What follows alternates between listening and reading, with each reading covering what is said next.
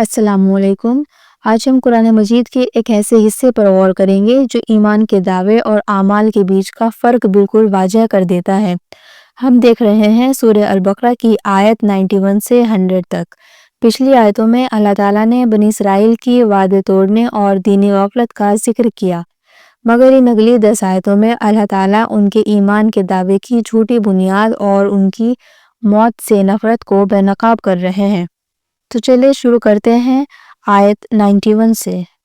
جب بنی اسرائیل سے یہ کہا جاتا تھا کہ تم اللہ کی طرف سے نازل کیے گئے اس نئے کلام یعنی قرآن پر ایمان لے آؤ، تو وہ ترنت یہ کہہ کر انکار کر دیتے تھے کہ ہم تو صرف اس پر ایمان لاتے ہیں جو ہم پر پہلے نازل کیا گیا تھا، یعنی تورات۔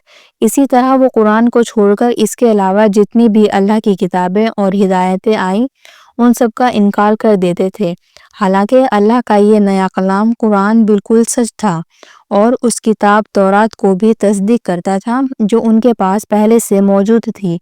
اللہ تعالیٰ یہاں ان کی منافقت اور ایمان میں دوہراپن دکھاتے ہیں۔ انہیں اپنی کتاب میں آخری نبی صلی اللہ علیہ وسلم کے آنے کی پیشن گوئیاں تھیں اور قرآن انہی پرانی سچائیوں کو دہراتا اور سپورٹ کرتا تھا۔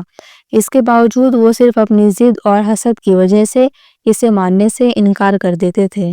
اس دعوے کا جواب دینے کے لیے اللہ تعالیٰ نے پروفٹ محمد صلی اللہ علیہ وسلم کو حکم دیتے ہیں کہ آپ ان سے ایک بہت ہی شدید سوال پوچھیں۔ اگر تم واقعی سچے مومن تھے اور اپنی کتاب پر ایمان لانے والے تھے تو تم نے پہلے کے دور میں اللہ کے انبیاء کو قتل کیوں کیا؟ تم کس طرح یہ دعویٰ کر سکتے ہو کہ تم اللہ کے کلام پر ایمان لاتے ہو جبکہ تم نے خود اللہ کے بھیجے ہوئے رسولوں کو ہی مار ڈالا؟ ان کا انبیاء کو قتل کرنا اور اب قرآن کو ریجیکٹ کرنا یہ دکھاتا ہے کہ ان کا ایمان صرف ان کی پسند اور مرضی پر بیسڈ تھا، نہ کہ اللہ کے حکم پر۔ اس آیت کا مقصد یہ ظاہر کرنا ہے کہ بنی اسرائیل ہمیشہ سے ہی صرف ان باتوں کو مانتے تھے جو ان کی من پسند ہوتی تھی، اور اس طرح وہ اللہ کی ہدایت کو اپنے ہاتھوں سے چنتے اور چھوڑتے تھے۔ آیت 92 میں اللہ فرماتے ہیں، اور یقیناً موسیٰ علیہ السلام تمہارے پاس کھلی نشانیاں لے کر آئے تھے، جیسے کہ عصا کا سانپ بن جانا اور 9 نشانیاں مصر میں اور دریا کا راستہ بن جانا۔ یہ سب ایسے ثبوت تھے جو اللہ کی وحدانیت اور موسیٰ علیہ السلام کی رسالت کو بالکل صاف طور پر ثابت کرتے تھے۔ لیکن اس کے باوجود جب موسیٰ علیہ السلام صرف 40 راتوں کے لیے اللہ سے کلام کرنے کے لیے کوہ طور پر گئے تو تم نے ان کے جاتے ہی پیچھے سے بچھڑے کو معبود بنا لیا۔ تم نے اس بچھڑے کی پوجا کرنا شروع کر دیا جسے سامری نے تمہارے زیوروں سے بنایا تھا۔ اس حرکت کو اللہ تعالیٰ ظالموں کہہ کر مخاطب کرتے ہیں۔ تمہارے پاس اتنی زیادہ اور اتنی صاف نشانیاں آ چکی تھی، تم نے فرعون کے ظلم سے نجات دیکھی تھی، تمہارے سامنے سمندر 2 ٹکڑے ہوا تھا۔ ان سب کے بعد صرف چند دنوں میں تم نے سب سے بڑا ظلم کیا اور وہ تھا شرک۔ اب شروع کرتے ہیں آیت 93۔ اللہ تعالیٰ اس آیت میں بنی اسرائیل کو ایک بہت اہم واقعہ یاد دلاتے ہیں جو ان کی پکی زبان اور اس کے بعد ان کی مکمل نافرمانی کو ظاہر کرتا ہے۔ اللہ تعالیٰ فرماتے ہیں، اور یاد کرو جب ہم نے تم سے پکا عہد لیا تھا اور اس عہد کی اہمیت کو ان کے دماغ میں بیٹھانے کے لیے ہم نے تمہارے اوپر طور کو اٹھا دیا تھا، یعنی اللہ نے پہاڑ کو ان کے سروں پر ایک چھتری کے سائے کی طرح کھڑا کر دیا تھا جو انہیں یہ بتاتا تھا کہ اگر انہوں نے اللہ کا حکم نہیں مانا تو وہ اسی وقت برباد کر دیے جائیں گے۔ اس وقت انہیں حکم دیا گیا تھا کہ جو کچھ تمہیں ہم نے دیا ہے اس کو مضبوطی سے تھامو اور اس پہ عمل کرو، لیکن ان کا جواب اس وقت بھی کیا تھا؟ انہوں نے زبان سے تو کہا ہم نے سنا، لیکن اپنے دلوں میں انہوں نے کہا اور ہم نے نافرمانی کی۔ ان کی زبان پر ایمان کا دعویٰ تھا لیکن ان کے دلوں میں ان کے کفر کی وجہ سے بچڑے کی محبت اس طرح سما چکی تھی جیسے وہی ان کا رب ہو۔ آخر میں اللہ تعالیٰ پروفٹ محمد صلی اللہ علیہ وسلم کو حکم دیتے ہیں کہ آپ ان سے پوچھئے یہ کتنا برا حکم ہے جس کا ایمان تمہیں دیتا ہے اگر تم واقعی مومن ہو۔ اس کا مطلب ہے کہ اگر تم سچ میں مومن ہوتے تو تمہارا ایمان تمہیں اللہ کے نبی موسیٰ علیہ السلام کی غیر موجودگی میں بچڑے کی پوجا کرنے کا حکم نہیں دیتا، اور نہ ہی یہ ایمان تمہیں اللہ کی کتاب کو ٹھکرانے کا حکم دیتا۔ شروع کرتے ہیں آیت 94 کی تفسیر۔ اس آیت میں اللہ تعالیٰ بنی اسرائیل کے ایک اور بہت بڑے دعوے کا ذکر کرتے ہیں جسے وہ بڑے فخر سے کیا کرتے تھے۔ وہ یہ مانتے تھے کہ جنت صرف ان کے لیے خاص ہے اور اللہ کے نزدیک ان کا مرتبہ اتنا اونچا ہے کہ دوسرے تمام لوگوں کو آخرت کی اچھائیوں سے کوئی لینا دینا نہیں ہے۔ ان کا یہ دعویٰ تھا کہ وہ اللہ کے محبوب بیٹے ہیں اور آخرت کی نجات صرف ان کا حق ہے۔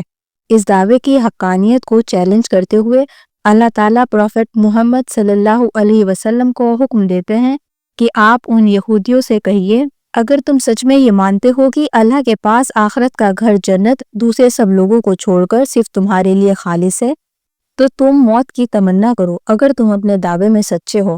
اس عظیم چیلنج کے پیچھے ایک بہت گہری حکمت ہے۔ اگر کسی انسان کو یہ یقین ہو کہ موت کے بعد وہ سیدھا جنت میں جائے گا اور دنیا میں اس کے لیے صرف عذاب ہے، تو وہ انسان دنیا کی تکلیفوں اور مشکلات سے نجات پانے کے لیے موت کو اپنی خواہش سے پائے گا۔ لیکن اللہ تعالیٰ اس آیت کے ذریعے یہ واضح کرتے ہیں کہ ان کے دلوں میں حقیقت چھپی ہوئی ہے۔ ان کا یہ دعویٰ صرف زبان تک تھا۔ وہ جانتے تھے کہ انہوں نے انبیاء کو قتل کیا ہے، اللہ کے عہدوں کو توڑا ہے اور بہت سے غلط کام کیے ہیں جن کی وجہ سے آخرت میں ان کے لیے صرف عذاب تیار ہے۔ اسی ڈر کی وجہ سے وہ کبھی بھی موت کی تمنا نہیں کریں گے اور اس طرح ان کا جنت پر خالص حق ہونے کا دعویٰ جھوٹا ثابت ہو جاتا ہے۔ آیت 95 میں اللہ تعالیٰ یقین کے ساتھ فرماتے ہیں کہ بنی اسرائیل موت کی تمنا ہرگز کبھی نہیں کریں گے، یعنی ان کی زبان سے نکلا ہوا جنت پر ان کا خالص حق صرف ایک جھوٹا فخر تھا اور وہ لوگ کبھی بھی کسی بھی حالت میں موت کی آرزو نہیں کریں گے۔ اس کی وجہ بھی اللہ تعالیٰ اسی وقت بیان فرما دیتے ہیں، بما قدمت ایدیہم، یعنی ان گناہوں اور برے اعمالوں کی وجہ سے جو ان کے ہاتھوں نے آگے بھیجے ہیں۔ موت کے بعد کی زندگی سے ان کا ڈر صرف اس لیے ہے کہ وہ سچائی کو اچھی طرح جانتے ہیں کہ انہوں نے اپنی زندگی میں کتنے گناہ کیے ہیں، کتنی ہدایتوں کو جھٹلایا ہے، کتنے انبیاؤں کا خون کیا ہے اور بچڑے کی پوجا جیسا ایک سنگین جرم کیا ہے۔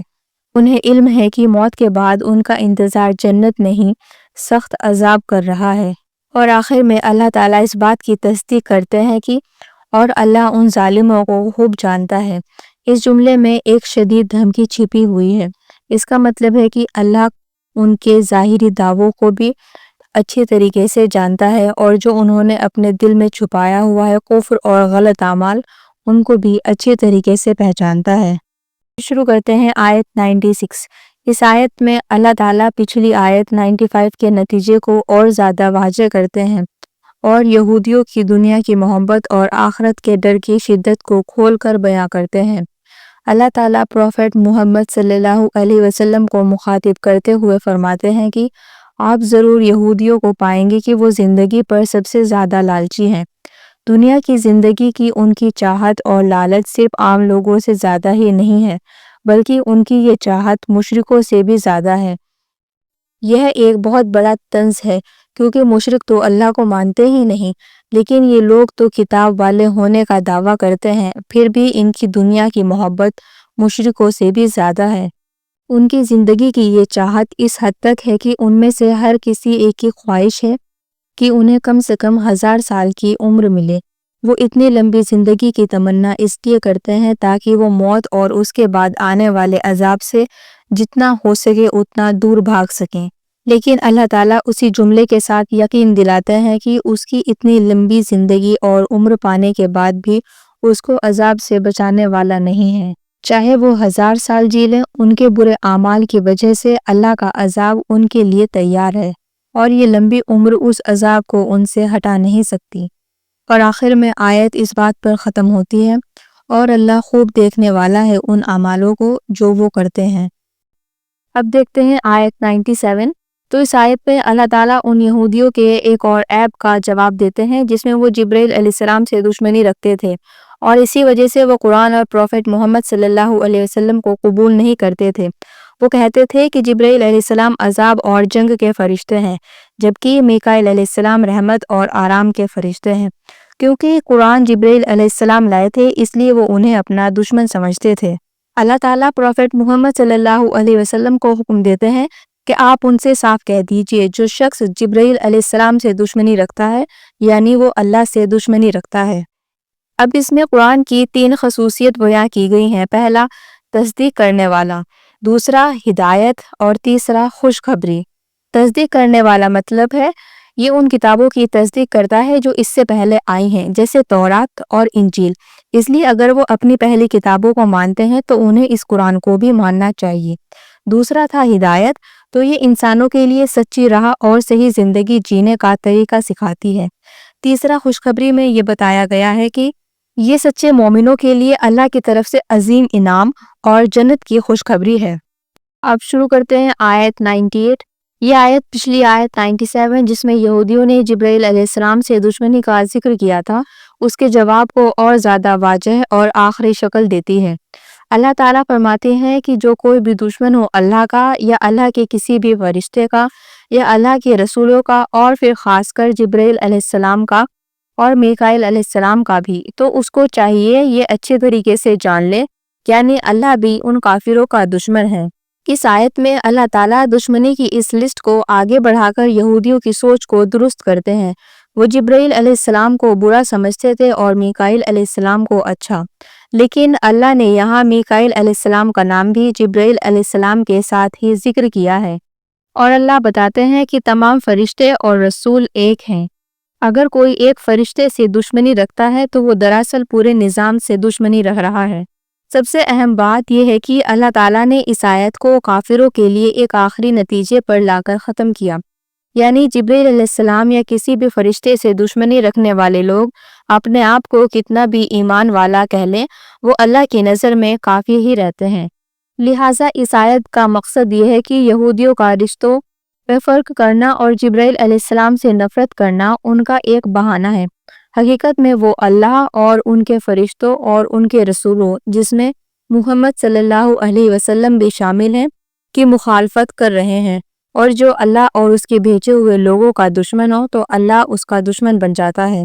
آیت 99 میں اللہ تعالیٰ پروفیٹ محمد صلی اللہ علیہ وسلم سے فرماتے ہیں، اور یقیناً ہم نے تمہاری طرف کھلی ہوئی نشانیاں یعنی آیت بینات نازل کی ہے۔ یہاں آیت بینات سے مراد قرآن کی وہ آیت ہے جو صرف کلام ہی نہیں بلکہ اپنی زبان، اپنی سچائی اور اپنی پاک تعلیمات کے لحاظ سے واضح ثبوت ہے کہ یہ اللہ کی طرف سے ہے۔ ان آیتوں میں پچھلی کتابوں کی تصدیق بھی ہے اور اللہ کی وحدانیت کا صاف اعلان بھی ہے، لیکن اس کے باوجود اور ان کا انکار وہی لوگ کرتے ہیں جو نافرمان ہیں۔ اس آیت کا مقصد یہ ہے کہ یہودیوں کا قرآن کو نہ ماننا کسی عقل یا شک کی وجہ سے نہیں ہے، بلکہ ان کی دلی بیماری اور نافرمانی کی فطرت کی وجہ سے ہے۔ قرآن تو ایک روشن سچائی ہے اور صرف بد احتیاط لوگ ہی اس کا انکار کر سکتے ہیں، جو ہدایت کو قبول کرنے کے بجائے صرف زندگی کی محبت میں ڈوبے ہوئے ہیں۔